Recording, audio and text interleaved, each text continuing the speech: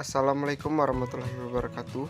Perkenalkan, nama saya M. Rizky Kurniawan dari kelas 1A, Prodi D3 Keperawatan Poltekkes Kemenkes Bengkulu. Baiklah, di sini saya akan menjelaskan tentang sistem kardiovaskuler dan anatomi fisiologi sistem pernapasan.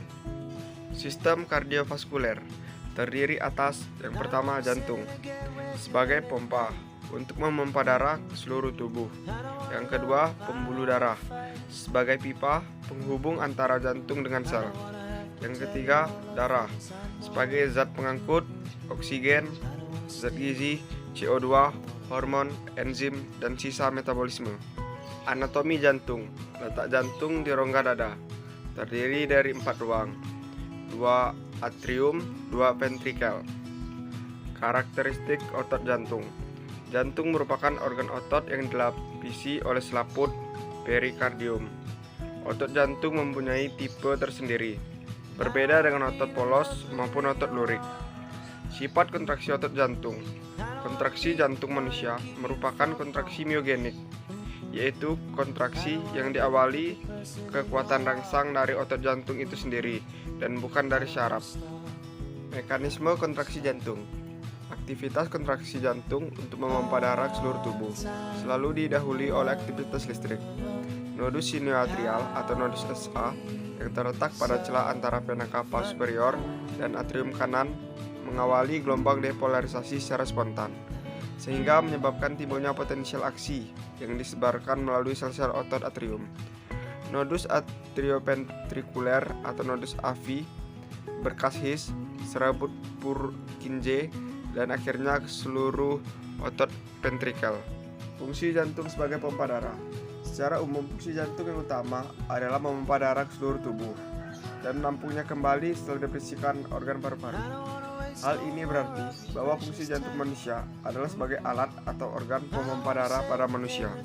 Aliran darah manusia secara sistematik atau mayor atau besar dimulai dari ventrikel kiri, aorta, sel seluruh tubuh, vena, dan atrium kanan. Aliran darah manusia secara pulmonal atau minor atau kecil dimulai dari ventrikel kanan, arteria pulmonalis, pulmo atau paru, vena pulmonalis, dan atrium kiri. Cardiac output atau curah jantung. Curah jantung adalah jumlah darah yang dipompa jantung per menitnya. Rumus cardiac output atau CO yaitu stroke volume atau SV dikali heart rate atau HR. Stroke volume atau isi sekuncuk. Volume darah yang dipompa jantung setiap 1 kali denyut jantung. Pada keadaan istirahat, stroke volume sekitar 70 ml. Heart rate atau denyut jantung atau nadi. Gambaran tentang aktivitas pompa jantung maupun keadaan pembuluh darah itu sendiri. Macam denyut jantung yaitu resting heart rate, maximal heart rate reverse, training heart rate. Resting heart rate atau RAR. Frekuensi denyut jantung istirahat sama dengan denyut jantung sebelum latihan. Angka normal pada manusia dewasa yaitu 60-100 kali per menit. Kurang dari 60 kali per menit disebut bradikardi. Lebih dari 100 kali per menit disebut takikardi. Maximal heart rate atau MHR. Estimated MHR atau frekuensi denyut jantung maksimal. MHR sama dengan 220 dikurang usia. Misal, usia 20 tahun. Jadi MHR sama dengan 220 dikurang 20 sama dengan 200 kali per menit. Heart rate reverse atau HRR. Selisih antara MHR dengan RHR. HRR sama dengan MHR dikurang RHR. Contoh, MHR usia 19 tahun sama dengan 220 dikurang 19 sama dengan 221 kali per menit. RAR wanita dewasa sama dengan 72 kali per menit. Maka HRR sama dengan 221 dikurang 72 sama dengan 149 kali per menit. Training heart rate atau THR atau denyut jantung latihan atau kerja sama dengan denyut jantung yang diharapkan selama bekerja atau latihan. Rumus Karpov-Nen. THR sama dengan persen dosis latihan dikali HRR ditambah RHR. Pengertian fase sistolik. yaitu kontraksi maksimal jantung. Sistolik adalah tekanan dalam arteri yang terjadi saat dipompanya darah dari jantung seluruh tubuh. Pengertian fase diastolik adalah sisa tekanan dalam arteri, yaitu saat jantung beristirahat. Tekanan darah. Yang pertama, tekanan darah sistolik atau S, yaitu tekanan tertinggi di ventrikel kiri dan aorta saat sistol. Normalnya kurang lebih 130 mmHg. Yang kedua, tekanan darah diastolik atau D, yaitu tekanan terendah aorta, tercapai pada akhir diastol. Normal kurang dari 90 mmHg. Cara menulis yaitu 110/80 mmHg. 3. Tekanan pulsus, yaitu selisih tekanan sistolik dengan diastolik. Contoh, tekanan sistolik sama dengan 120 mmHg. Tekanan diastolik yaitu 80 mmHg. Jadi tekanan pulsus sama dengan 120 mmHg dikurang 80 mmHg sama dengan 40 mmHg. Yang keempat yaitu tekanan rata-rata sama dengan tekanan diastolik ditambah sepertiga tekanan pulsus. Tekanan darah dipengaruhi oleh yang pertama, tahanan tepi pembuluh darah.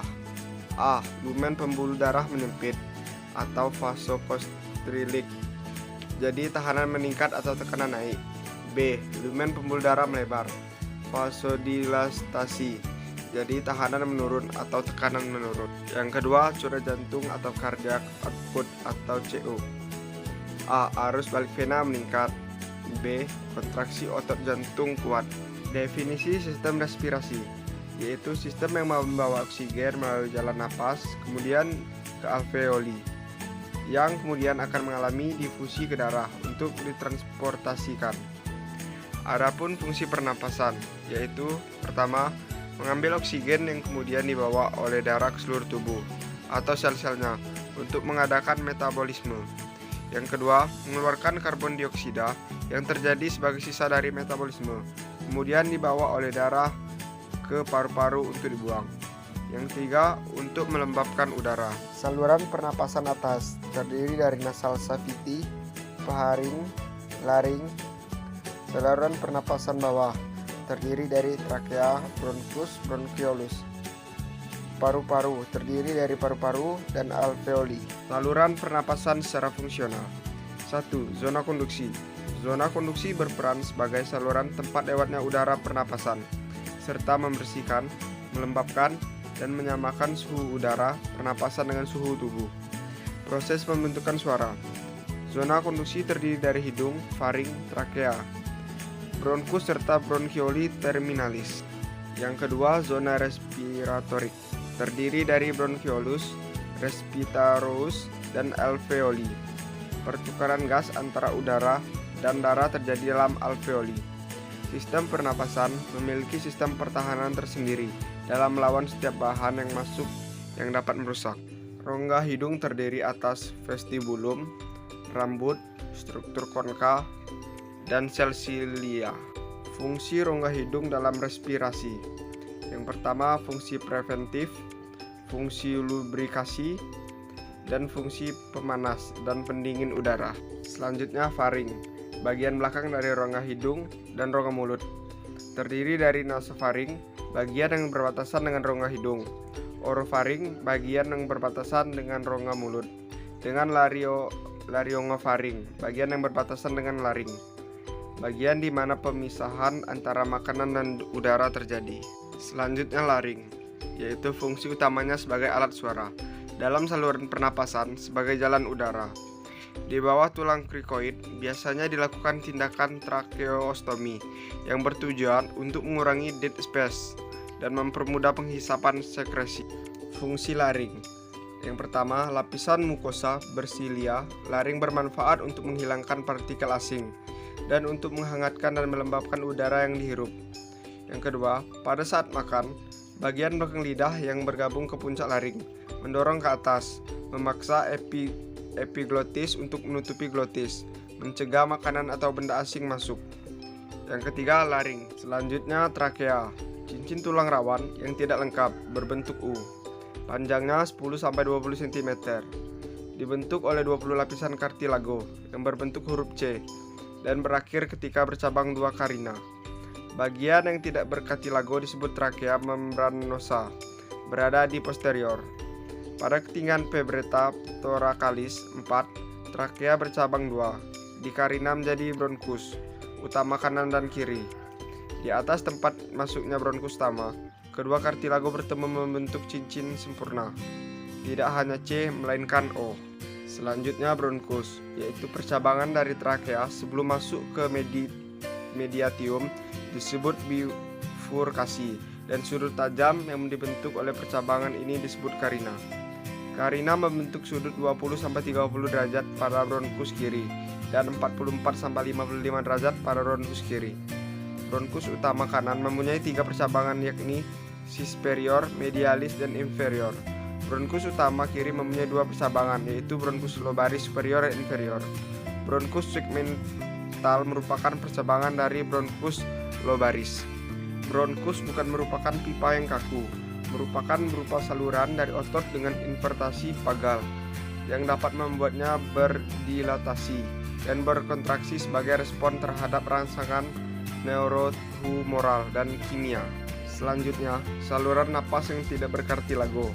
Pada saat paru kolaps, bronkus besar masih tetap paten, sedangkan bronkus kecil, bronkiolus, dan alveolus ikut kolaps.